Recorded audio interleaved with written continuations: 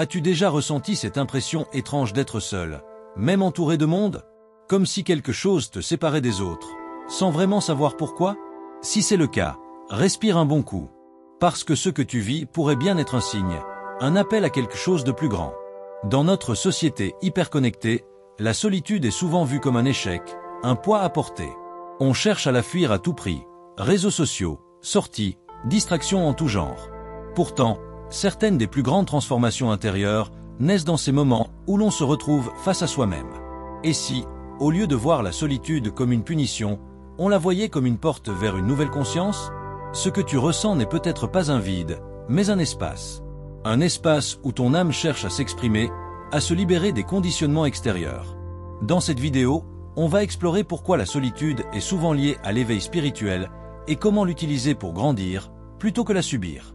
Alors, et si cette solitude était en réalité un cadeau déguisé? Chapitre 1. La solitude, une malédiction ou un cadeau? La solitude. Rien que ce mot peut donner des frissons. Dans une société où tout tourne autour des interactions, où être bien entouré est un signe de réussite, se retrouver seul peut vite sembler inquiétant. Pourtant, la solitude n'a pas toujours eu cette connotation négative. En réalité, tout dépend de la manière dont on la vit. Il y a la solitude subie, celle qui pèse sur le cœur, qui donne l'impression d'être mis de côté, oublié du monde. Mais il y a aussi la solitude choisie, celle qui devient un espace de ressourcement, un moment où l'on se reconnecte à soi-même. Et c'est là que tout bascule. Ce n'est pas tant la solitude qui pose problème, mais notre façon de la percevoir. D'ailleurs, les grandes figures spirituelles à travers l'histoire ont souvent trouvé dans la solitude une clé essentielle à leur évolution. Bouddha, Jésus, Rumi, tous ont traversé des périodes d'isolement profond avant d'atteindre un niveau de conscience supérieur. Ce n'était pas une fuite, mais un passage nécessaire. Alors, et si ta solitude n'était pas une punition, mais une invitation? Une occasion de plonger en toi, d'écouter ce qui veut émerger.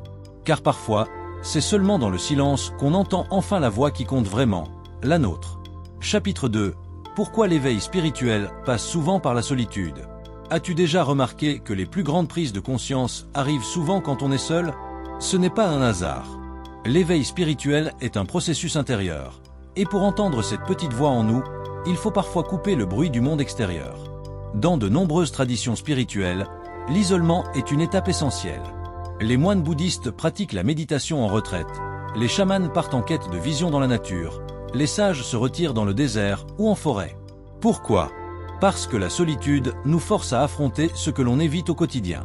Quand on est seul, plus d'échappatoire, plus moyen de se cacher derrière les distractions habituelles.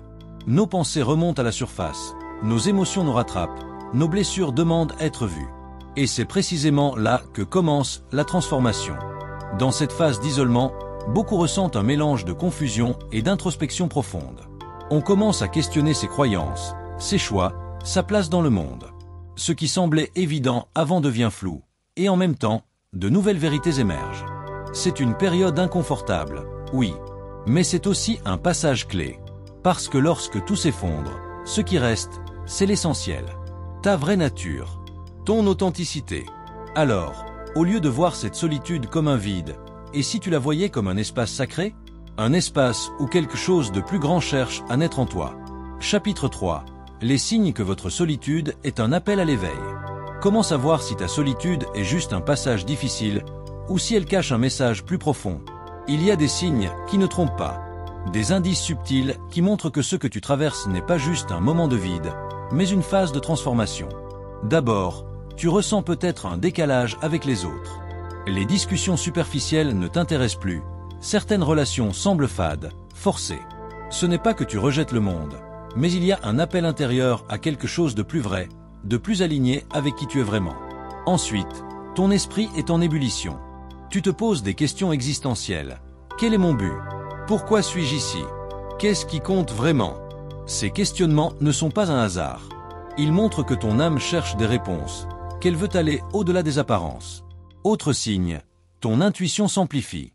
Tu ressens plus intensément les énergies autour de toi. Tu captes des choses que tu ne remarquais pas avant. C'est comme si une nouvelle sensibilité s'ouvrait en toi, te connectant plus profondément au monde, mais d'une manière différente. Enfin, tu ressens peut-être un besoin irrésistible de simplicité. Fuir le bruit, la consommation excessive, te reconnecter à la nature, prendre du temps seul sans culpabiliser. Tout cela montre que ton âme cherche à se purifier du superflu pour mieux entendre ce qui est essentiel. Alors si tu te reconnais dans ces signes, ne lutte pas contre cette solitude. Écoute-la. Elle a peut-être quelque chose d'important à te révéler. Chapitre 4. Comment utiliser ces moments pour grandir? Maintenant que tu as identifié ces signes, tu te demandes peut-être comment transformer cette solitude en un véritable moteur de croissance. La bonne nouvelle, c'est que tu n'as pas besoin de tout comprendre ou d'avoir un plan parfait pour commencer. L'important est d'accepter cette solitude, de l'accueillir plutôt que de la fuir. C'est dans cette acceptation que la magie opère. Commence par créer un espace sacré. Prends quelques minutes chaque jour pour te retrouver seul, sans distraction. Éteins ton téléphone, éloigne-toi de tous ceux qui pourraient t'éloigner de l'instant présent. Que ce soit à travers la méditation, la prière, ou même simplement en étant assis dans le silence, cet espace devient un terrain fertile pour ta transformation. Une pratique simple et puissante, c'est le journaling. Prendre un carnet et y coucher tes pensées permet de libérer ton esprit, de clarifier tes émotions et de découvrir des schémas qui se cachent en toi. Écris sans jugement, juste pour laisser sortir ce qui est enfoui. Les promenades en nature sont aussi un excellent moyen de se reconnecter à soi-même. Loin du tumulte de la ville, le contact avec la terre et le rythme naturel des éléments favorisent une introspection profonde. Prends le temps de marcher lentement, d'observer, de respirer profondément. Tu seras étonné de ce que tu peux ressentir lorsque tu es pleinement présent.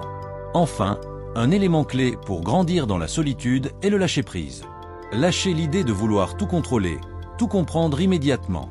L'éveil spirituel ne se force pas, il se laisse vivre. Fais confiance au processus et laisse-toi guider par la sagesse intérieure qui émerge lorsque tu es vraiment seul avec toi-même. En résumé, la solitude n'est pas un ennemi à fuir, mais un outil puissant à utiliser pour se reconnecter à soi-même et à l'essentiel. Ce n'est pas un vide, mais un espace de transformation. À travers l'introspection, l'écoute de ses émotions et l'acceptation de son propre silence, tu peux découvrir une sagesse profonde et un éveil spirituel unique. Peut-être que ce chemin est inconfortable, mais il est aussi source de grande libération.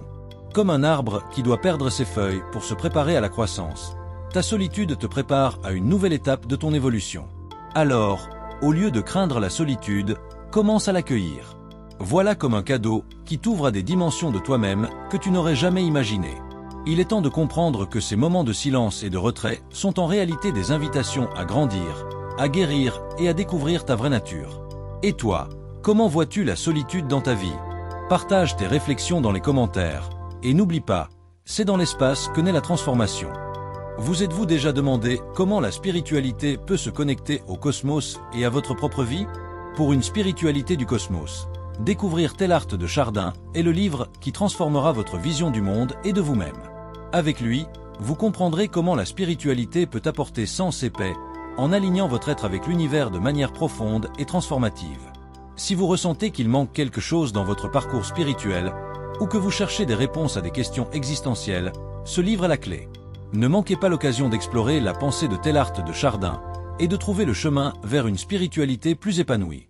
Obtenez votre exemplaire maintenant avec une réduction en cliquant sur le premier lien dans la description de cette vidéo et faites le prochain pas vers la connexion avec le cosmos et une nouvelle compréhension spirituelle. Et si vous souhaitez approfondir votre chemin spirituel et attirer des relations plus saines, cliquez sur la prochaine vidéo qui apparaît à l'écran maintenant. N'oubliez pas de vous abonner à la chaîne Énergie Spirituelle et d'activer la cloche de notification pour recevoir tous les conseils et insights transformateurs qui élèveront votre parcours spirituel. Rendez-vous dans la prochaine vidéo où vous découvrirez comment vivre avec plus d'équilibre et d'harmonie.